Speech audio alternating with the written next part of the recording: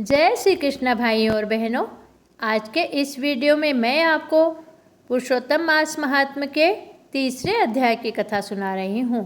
कल के दूसरे अध्याय की कथा में यह बताया गया था कि देव ऋषि नारद भगवान नारायण से प्रश्न करते हैं कि हे नारायण, मुझे आप अधिक मास के बारे में विस्तार से बताइए। पुरुषोत्तम मास के तीसरे अध्याय में श्री नारायण देव ऋषि नारद को अधिक मास के बारे में पूरा विस्तार से बताते हैं। तो चलिए आज की कथा शुरू करती हूँ। पुरुषोत्तम मास महात्म्य तीसरा अध्याय। श्री सूत जी कहने लगे कि हे ऋषियों, भगवान श्री नारायण ने नारद जी से जो सुंदर वचन कहे थे वो मैं तुम्हें सुनाता हूँ, तो सुनिए। एक समय धर्मराज युधिष्ठिर दुर्योधन आदि से जुए में हारे तो प्रत्यक्ष अग्नि से उत्पन्न हुई धर्म में तत्पर द्रौपदी के बालों को दुष्ट दुशासन ने पकड़कर खींचा, वस्त्र भी खींचे। तब भगवान श्री कृष्ण ने द्रौपदी की लाज बचाते हुए सभी प्रकार से रक्षा की। उसके पश्चात राजा युधिष्ठिर राज्य छोड़कर काम्यक वन को गए। वहाँ युधिष्ठिर और उनके भाई पांडव बाल बिखेरे हुए वनवासियों की तरह वन के फल खाते हुए अत्यंत दुखी जीवन बिताने लगे। श्री कृष्ण भगवान उनको दुखी देखकर मुनियों सहित काम्यक वन को गए। तब युधिष्ठिर और पांचों पांडव उनके भाई श्री कृष्ण भगवान को देखकर बहुत ही खुश हुए और मानो उनके देह में प्राण आ गए हैं। वे सब भाई जल्दी से उठकर भगवान श्री कृष्ण से प्रेम विवल होकर उन्हें गले लगाते हैं और प्रेम से मिलते हैं। और द्रौपदी भी भगवान श्री हरि के चरण कमलों में नमस्कार करती है। युधिष्ठिर को रूखे और चारों ओर बाल बिखरे हुए वल्कल वस्त्रों को पहने देखकर भगवान श्री कृष्ण बहुत दुखी होते हैं। द्रौपदी को भी दुखी देखकर श्री कृष्ण भगवान अत्यंत दुखी होते हैं। जब भक्तवत्सल भगवान ने दुर्योधन आदि को भस्म करने के लिए बहुत कोप किया तो उनकी भ्रगुटियों के भंग से करोड़ों कराल काल के मुख की मानो प्रलय काल की अग्नि उठी और वे दांत पीसते हुए मानो त्रिलोकी को जगा रहे हों। तब अर्जुन श्री कृष्ण भगवान को देखकर भय से कांपने लगे। युधिष्ठिर, द्रौपदी और सभी उनको प्रसन्न करने के लिए स्तुति करने लगे।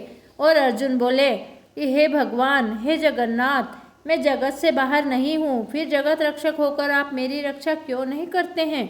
अतः हे तात, हे जगतपते, संहार करने वाले क्रोध को त्यागिए। आपके क्रोध से संसार में प्रलय हो जाएगा।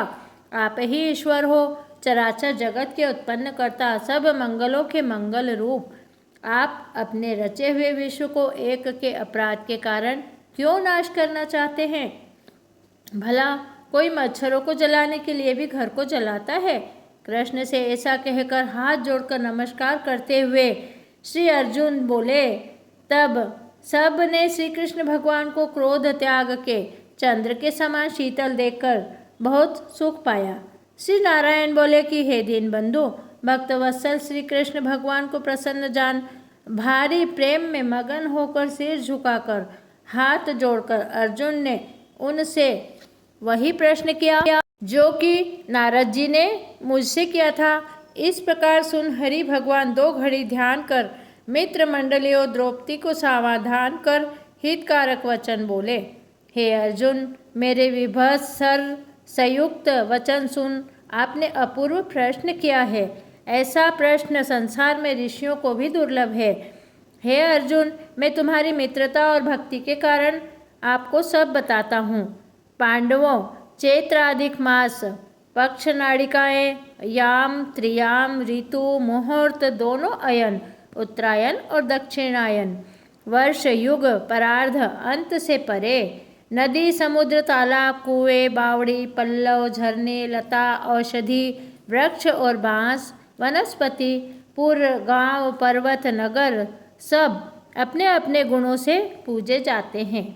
हे अर्जुन, स्वामी संयोग और महात्म से सब फल देने वाले हैं।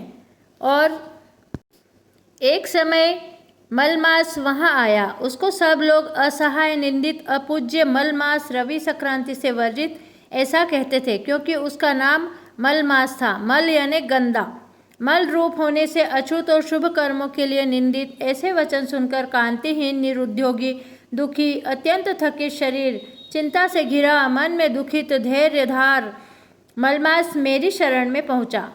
वहीं मैं बैठा हुआ था। अंतर्ग्रह में वह मुझको विनीत भाव में दिखाई दिया। हाथ जोड़े, नेत्रों में आंसुओं को भरे हुए धैर्य धारण कर गदगद वाणी से प्रार्थना करने लगा और नारायण नारायण पुकारता हुआ मेरे पास आया और कहने लगा, हे नाथ, हे कृपानिधे, हे भगवान, मैं मलमास बलवानों से तिरस्कृत होकर यहाँ आया हूँ। इस प्रकार पुरुषोत्तम मास महात्म की तीसरे अध्याय की कथा यहीं समाप्त होती है। अच्युतम केशवम राम नारायणम कृष्ण दामोदरम वासुदेवम भजे श्रीधरम माधवम गोपिका वल्लभम श्री जानकी नायकम श्री रामचंद्रम भजे श्री राधिका नायकम श्री कृष्णचंद्रम भजे गोपाल कृष्ण भगवान की जय। प्रिय भाइयों और बहनों, अगर आप अधिक मास का व्रत कर रहे हैं, दान पुण्य कर रहे हैं, तो फिर क्या कहने बात। अगर आप इन कथाओं को सुन लेंगे तो फिर देखिए आपके उपवास, व्रत, दान पुण्य का अनंत गुना फल प्राप्त होगा।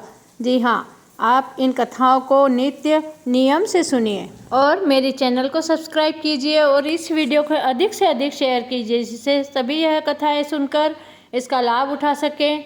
जय श्री कृष्णा। धन्यवाद। पुरुषोत्तम मास का तीसरे दिन का दान है चने। तीसरे दिन चने का दान करना है।